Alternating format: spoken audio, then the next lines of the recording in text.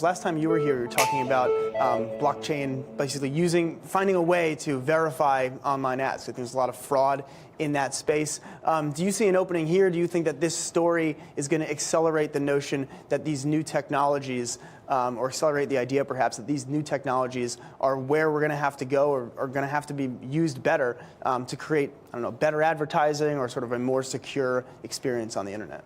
Certainly, greater accountability is going to be called for. I think also greater protection of information is also going to be called for. While we may be talking about quantum computing being perhaps 3 to 5 years off, we are actually seeing uses of quantum computing principles to better encrypt data.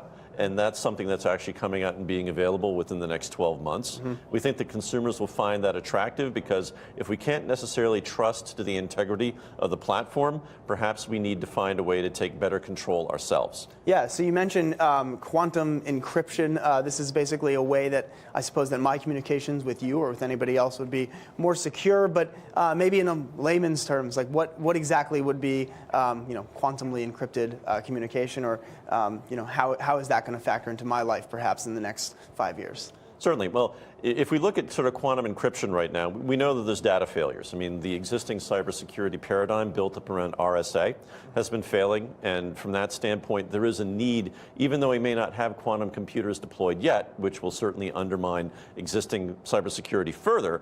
The fact is, people have the means now using quantum computing to generate one-time keys to better encrypt data. There's a company, Quantum OneNet, which is actually rolling out a service called Teleporter, which is going to be a peer-to-peer file transfer service. That'll be available for people to use on a beta test coming up within the next month.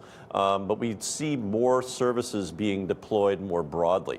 I think if we also look at just the advent of quantum computing itself, announcements from the likes of IBM, which is coming out with a 20-qubit computer, as well as also Google, which came out with a 72-qubit quantum computing chip, indicate that the likely deployment of quantum computing is going to be coming perhaps within the next 2 to 3 years, which is certainly faster than the 5 years that people have thought.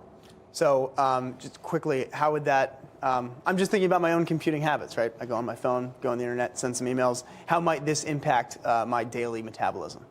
Well, certainly, I mean, people have talked about applications like Signal in terms of messaging. Sure. If we were to look at Quantum OneNet coming out with Teleporter, Quantum OneNet's going to go a step further in terms of using quantum encryption keys, which are essentially impervious. They're unhackable.